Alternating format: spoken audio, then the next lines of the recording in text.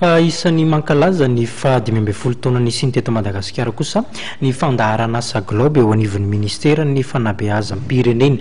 Fanindran-dalana amin'izay dia nisy ny lanonana nihetsika nokarakaraina androany teny anivon'ny INFP teny Mahamasina teny. Ny ampahafantarana amin'ny mpianatra ny momba ny tontolo iainana, taranja fampianarana siantifika ny tanjona kendreny ao anatin'ny fandaharan'asa globe. Tao anatin'ny 12 taona niasany teto Madagasikara dia mpampianatra 450 avy amin'ny lycée 430 eto Madagasikara ary mpianatra maro no nahazo tombontsoa tamin'ny fandaharan'asa globe tamin'ny alalan'ny fanaovana fampianarana ara-siantifika samihafa.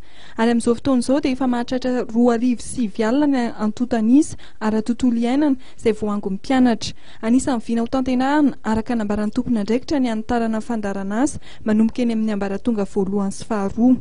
Ny perspektiva zany dia anitatra ny globe zay amin'ny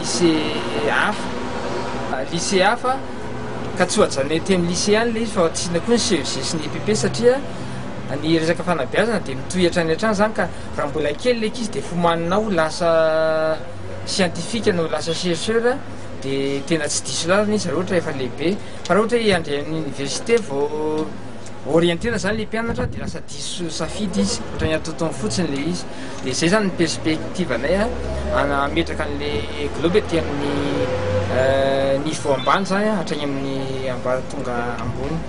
Perspektiva farany ho hitarina koa izy amin'ny communauté satria ny lycée ny école dia miaina anatin'ny communauté ka raha ohatra ka mandeha ila zany le école dia ohatra ny miasa veromaina fotsiny zany le zaka ataon'ny ankizy dia ataonay zany izay ampifandray ny ankizy sy ny communauté amin'izao fotoana izao.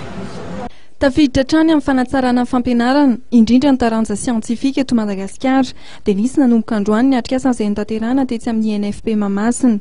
Anisan'ny mandray anjara ao anatin'izany ny avy amin'ny VVF, tompon'andraikitra avy amin'ny ministeran'ny fampianarana sy ny solotenan'ny mpianatra.